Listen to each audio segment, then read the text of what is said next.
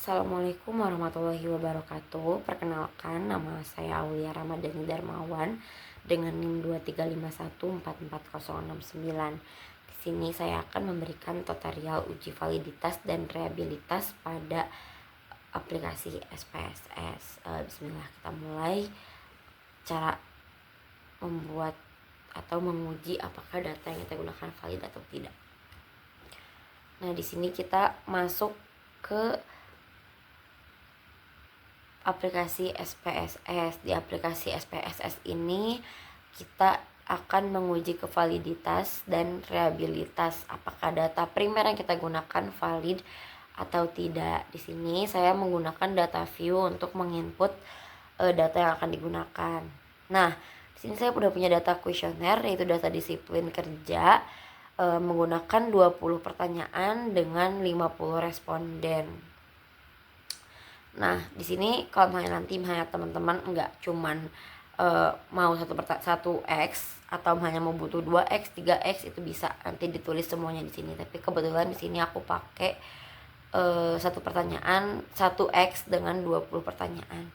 Nah, di sini pertama sebelum kita masuk ke dalam SPSS, kita harus buat dulu mentotalkan dari pertanyaan yang udah dibuat dengan cara sum, lalu dijumlahkan dari pertanyaan pertama sampai pertanyaan terakhir, ditarik ke bawah karena rumusnya tetap sama, biar nanti 50 responden ini punya total dari setiap pertanyaan yang dia jawab.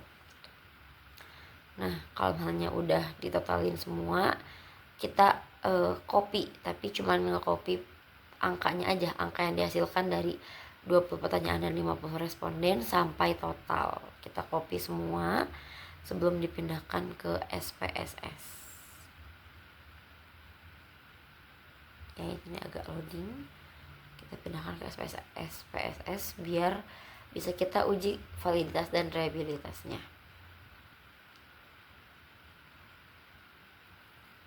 Nah, ini datanya udah muncul, teman-teman. Masih berupa variabel 1, 2, 3, 4, 5, 6, 7 dan seterusnya. Totalnya ada 21 variabel. Karena dengan total, jadi variabel 21 itu total. Nah, sudah benar. Untuk mengubah variabel 1, 2, 3 dan seterusnya, kita masuk ke variabel view. Nah, ini kan masih variabel 1, 2, 3, 4, 5, 6, 7 dan seterusnya. Kalau hanya kita nanti ubah satu-satu, kalau kita punya responden 100 itu cukup lama. Nah, kita punya cara cepat buat ngeubah semuanya. Kita Ctrl F, nanti muncul replace, filenya var 000 3 kali, menyesuaikan sama name, replace with Q karena kita pakai Q1, Q2 dan seterusnya. Lalu klik replace all, nanti berubah tuh.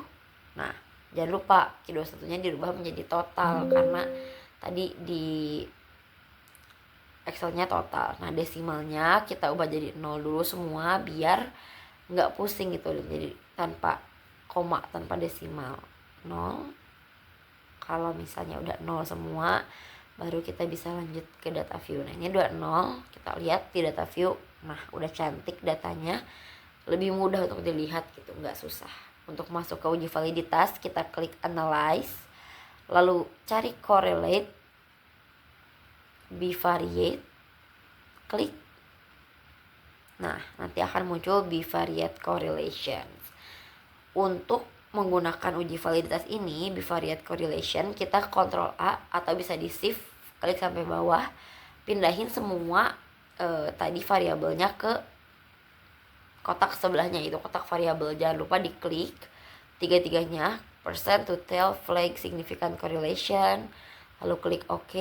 Nah, keluar data correlation yang bakal kita uji validitasnya. Di sini kita pakai seek to tell, yang akan kita teliti itu dilihat dari seek to tell-nya, teman-teman. Kalau misalnya seek to tell-nya nanti apakah valid atau enggak nih datanya gitu. Ada 3, percent correlation, seek to tell, dan N. Di sini kita pakai yang seek to tell. Nah, sekarang kita lihat validitas dan reliabilitas menggunakan SPSS. Uji validitas percent product moment. Dasar pengambilan uji validitas, kurang dari 0,05 valid, lebih dari 0,05 tidak valid. Berarti kita harus lihat nih, kalau misalnya ada kurang dari 0,05 berarti dia valid, teman-teman, seperti yang tadi ada di catatan. Nah, kita lihat. Q1 valid, Q2 valid, Q3 valid, Q4 enggak valid, Q5 valid, dan seterusnya ke bawah. Di sini biar mempersingkat waktu, nanti aku bakal tampilin Q mana yang valid dan yang enggak. Nah, ini valid Q1, 2, 3, 5, 7, 8, 9, 10, 12 dan seterusnya. Valid, tidak validnya 4, 6, 11, 13, 18, 20. Itu tidak valid sesuai dengan data yang sudah kita catat. Nah, gimana sih caranya biar bisa datanya valid gitu? Kan kalau misalnya kita masih punya banyak waktu, bisa tuh nyari lagi responden atau nyebar lagi kuesioner. Karena di sini kita sebagai tutorial aja, aku bakal kasih tahu cara berdosanya gimana biar kita data yang kita punya menjadi valid. Nah, kembali lagi ke Excel, data yang udah kita punya tadi. Caranya ini merupakan cara berdosa teman-teman. Jadi biar kita punya data yang valid. Nah, sama dengan Corel di jumlahin dari responden 1 sampai responden terakhir, responden 50 di pertanyaan 1. Lalu juga kita tarik dari responden 1 sampai responden 50 pada kolom total. Nah, kalau misalnya udah, jangan lupa kita kunci lock. Nah, kalau misalnya di aku pakainya logo dolar ada di F4, shift F4 biar ngelock gitu, biar nggak kemana-mana, nggak ganti ke kolom W, X, Y, Z dan seterusnya. Lalu kita tarik sampai ke pertanyaan 20. Nah, ini udah muncul teman-teman semuanya. Buat tahu gimana caranya kita bisa nge-otak-atik datanya, pertama-tama dilihat dulu dari Q yang valid 1, 2, 3, 5, 7, 8, 9, 10, 12, 14, 15, 16, 17, 19. Cari yang paling kecil datanya. Nah, di sini aku nemuin data dari Q1 yaitu cuma 0,279. Nah, ini menjadi patokan buat nanti Q yang gak valid itu kita otak-atik datanya itu harus minimal sama dengan Q1 yaitu Corel dengan nilai terkecil dari data yang valid. Nah, kita nih otak-atik misalnya nih itu di Q4 kita mau ubah. Nah, kayak gitu teman-teman. 3 jadi 4, 5 jadi 3. Nah, kita mungkin akan ada struggle ketika menentukan angka yang akan diubah karena itu tuh nggak semuanya gampang dan bisa berhasil langsung. Nah, di sini untuk mempersingkat waktu, aku nggak akan nunjukin semuanya diubah kayak gimana, tapi aku udah nyatat ada di sheet sebelahnya nih, sheet Corel. Nanti aku bakal tunjukin ke teman-teman. Itu 0,27 berubah 0,17, sebelahnya lagi 0,7 diubah. Itu pokoknya sampai datanya tuh minimal sama kayak 0,27.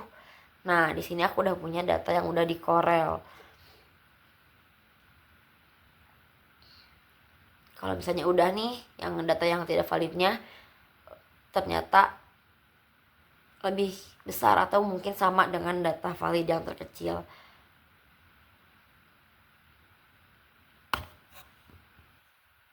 Sama kayak tadi dari responden pertama, pertanyaan pertama sampai total dari responden pertama sampai responden akhir kita copy ulang dengan data yang udah diperbarui, kita copy ulang di SPSS. Oke, kita kopikan. Nah, ketika udah berubah datanya, kita analyze lagi, correlate, bivariate lagi, reset dulu, masukin lagi data yang tadi sama, kita masukin semuanya. Jangan lupa klik 3 tanda itu. Nah, correlation, kita lihat Q1 masih valid. Kita lihat lagi ini data yang tadi. Q2 masih valid juga. Q3 masih valid. Q4 juga valid, yang tadinya nggak valid itu jadi valid karena udah di bawah 0,05, bahkan dia datanya 0,01 gitu, dan seterusnya. Kita bisa pastikan bahwa data yang tadinya tidak valid menjadi valid karena udah kita Corel. Nah, kalau misalnya datanya udah valid, kita langsung ke reliabilitas. Ada di scale reliability analysis, kita klik biar bisa langsung ke tahap berikutnya. Nah, di sini kita masukin semua kecuali total ke kolom items. Klik statistik, lalu scale if item delete, itu continue, jangan lupa modelnya alpha. Oke. Nah, di sini data kita udah normal teman-teman, karena udah lebih dari 0,7. Kita punya data 0,727 gitu, udah normal. Tapi gimana sih caranya kalau nanti kita punya data yang sakit gitu di bawah 0,07? Gimana sih caranya? Nah, caranya untuk mengobati data yang sakit di mana data itu kurang dari 0,07, kita ulang lagi cara yang tadi. Sebelum ulangi cara yang tadi, kita lihat dulu di item total statistik ini, di pada kolom Cronbach alpha if item delete, cari item yang terbesar jumlahnya. Hanya nih kita nemu item terbesar 7,25.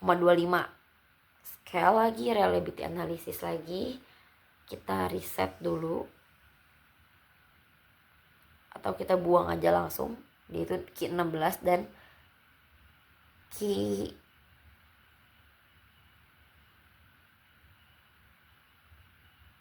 nah, statistik, itemnya diklik, continue, modelnya alpha lagi. Nah, reliability statistiknya bakal berubah teman-teman. Jadi caranya itu kalau misalnya nggak buru-buru atau hanya bukan cuma tutorial kayak gini, teman-teman bisa menambahkan lagi pertanyaan atau mengurangi pertanyaan atau mungkin menambah lagi responden. Tapi kami udah mepet banget. Cara ini adalah cara berdosa yang bisa dilakukan sama teman-teman buat mengubah reliability ini menjadi reliabilitas gitu, biar di atas 0,7 gitu teman-teman. Kalau hanya data teman-teman udah valid dan udah bisa dipastikan reliabilitas, nah teman-teman bisa lanjut ke tahap berikutnya, tapi bukan di uji validitas dan uji reliabilitas. Jadi sini kita pakai uji validitasnya tuh dari nilai signifikansi. Kesimpulannya tuh kita pakai uji validitas dan nilai signifikansi dan juga reliabilitas dengan Cronbach alpha, di mana data minimal 0,7 dan kurang dari 0,7 itu nggak bisa gitu teman-teman. Sekian tutorial uji validitas dan reliabilitas dari aku.